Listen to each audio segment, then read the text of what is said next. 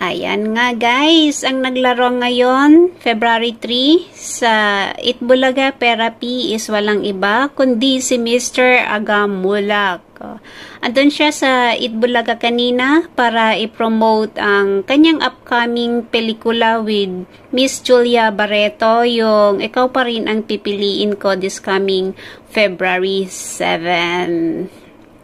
Yan, nakakatuwa kanina sa therapy. Bago mag-start yung first round, meron siyang binitawan na salita na sigurado ako na kinilig si Raisa. So ito, si Raisa May. So ito, pakinggan natin guys. Pala sabi niya, daddy. Uy! Si Andres. Pare, sorry father-in-law ang tawag niya sa'yo talaga. Dediretso ko na, si Andres. Medyo minsan napapanaginipan ka na. Ay! Wow! Hindi, Raisa! Uy, sabi sa akin minsan, parang dad, sabi niya na, parang Uy, huwag kang ganyan, paniwalain yung bata namin, no?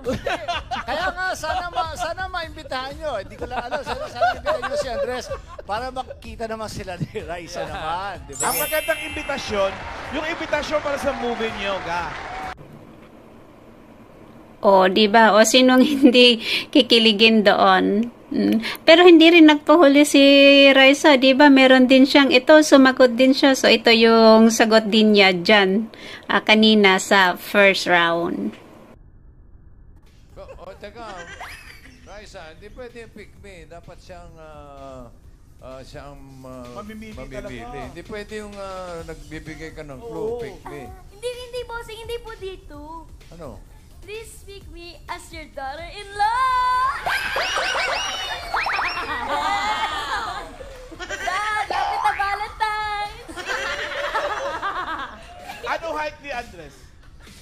So, yun nga, wala yung mga kanina, wala yung mga singing queens. Ang mga pumalit is yung mga dancing queens ng Itbulaga. Sina Maine, si Miles, si Karen, si Raisa, at saka si Tash. Lumabas yung kakulitan nila lalo, diba? Nakaka-good vibe silang lahat. Lahat naman sila. Si Maine is, syempre, ganun pa rin yung niya na talagang magaling siyang magpatawa. Pero lahat naman sila, walang ka-arte-arte sa mga ginagawa nila. Matutuwa ka talaga sa kanila. So, siguro, wala yung mga singing queens ngayon kasi parang special edition ng therapy. Kasi si Aga nga yung maglalaro at saka alam naman natin na andun yung anak niya na si Tash. At saka, yon sa first round, ang kanyang unang pinili is ang kanyang anak si Tash. At ang first card niya is number 1. So, yun, nanalo siya. Pataas siya, yun. Tumaas number 13 yung lumabas. Yun nga. At saka dito sa final round is si Raisa ang kanyang pinili. Pataas din yung niya doon, na 'di ba? Pataas yung card niya. So, yun, buti na lang. Lahat sila is pataas. Si Tash ata lang yung pababa.